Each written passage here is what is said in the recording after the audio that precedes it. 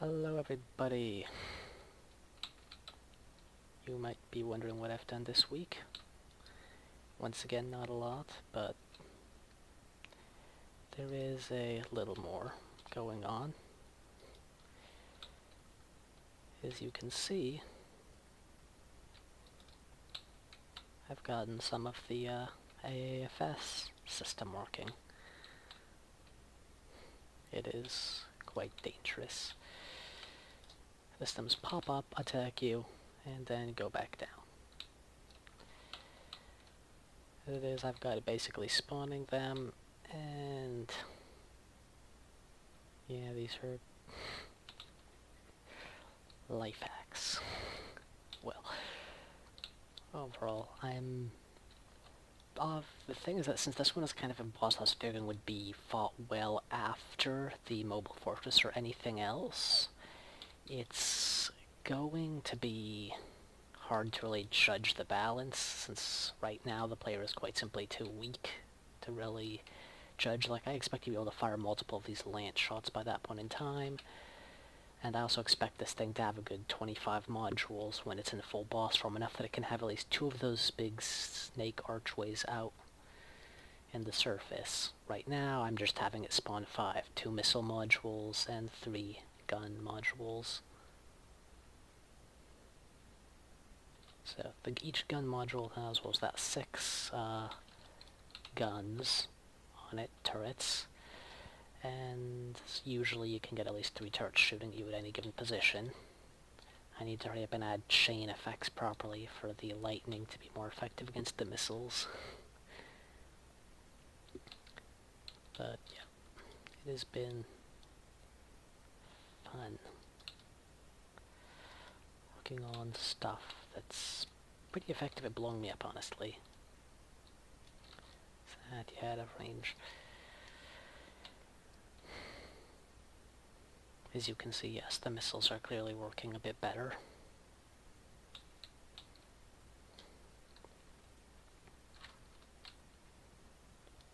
And right now also, as it stands, they're always just spawning inside of one large sphere. The idea is that in the end, the sphere is going to be the rough area that all of the modules can spawn in and stuff, and it's going to more or less slowly follow the player around as just a giant invisible area sphere that will be able to spawn stuff inside of it. And those things that it spawns inside of it are capable of popping up like this, or doing that whole approach, or whatever have you. And whenever you damage a module and it goes back underground, it will save itself. Each module may disappear temporarily, but like, you know, so many of these coming out are already damaged.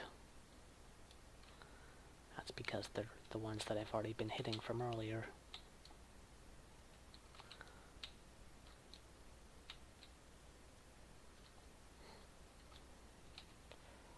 So, messing around with some basic prototyping of this. Once again, not a lot of actual stuff otherwise being done. Did do a little bit of messing around with artillery units, and a little bit with the rocket truck. Blow it up, yay. So,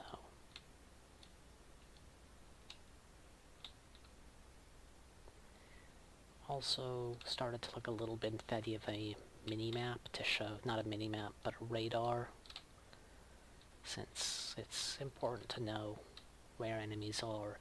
That said, things like this are not actually going to show up on it. Anything that's unmanned in this game will not show up on radar, since the player can only detect the humans. They can't properly detect machines. Still, eventually, if there's a ton of crazy loud noises and dust flying into the air, they will be a bit more visible, but it still is definitely the thing where you have to keep your eyes out, because this thing, it'll pop up and fire missiles at you from behind, and then burrow back down.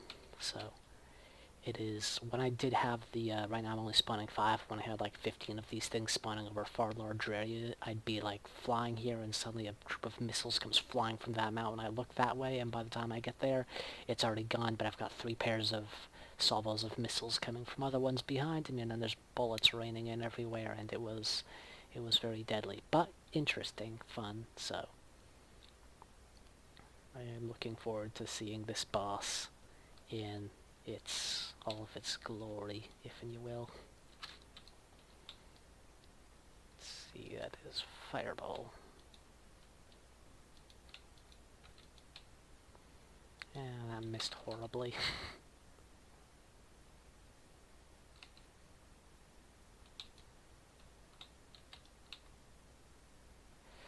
I'm more playing right now than talking, aren't I? Oh well. So, yeah, that's more or less that. You'll also notice that the animations here are clearly a bit smoother and straightforward. It's a little bit less buggy. Got some of that stuff fixed out.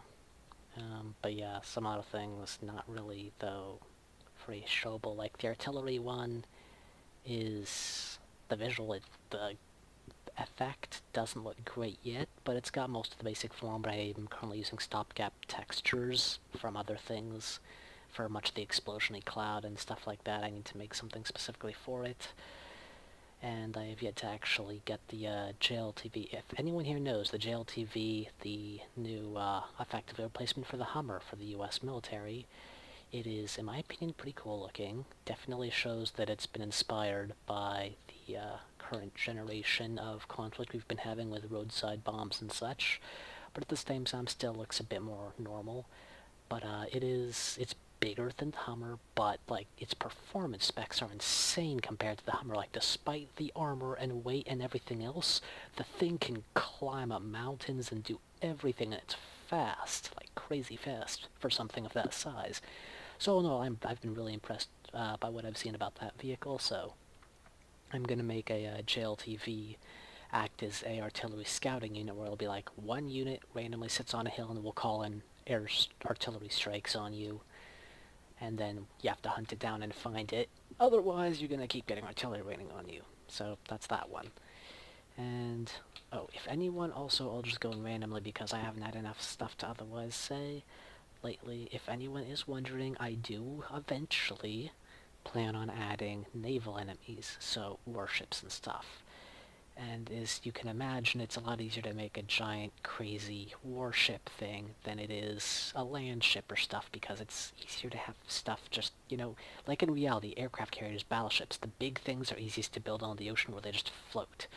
So if we've got massive things already on land here, imagine what I can get away with in the ocean.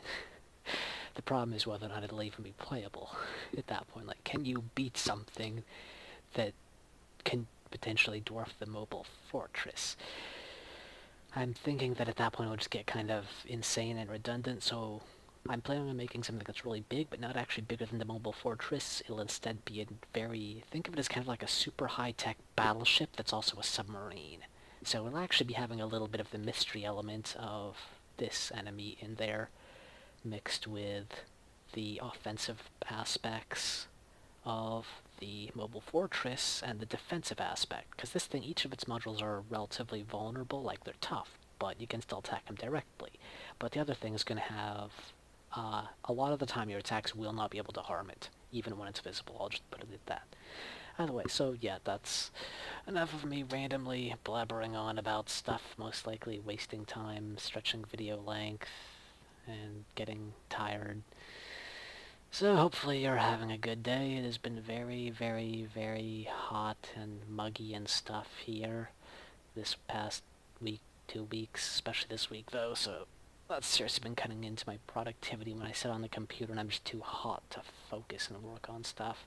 Also, yeah, I had some other working things that I've been spending time on, but oh well, enough rambling. Later.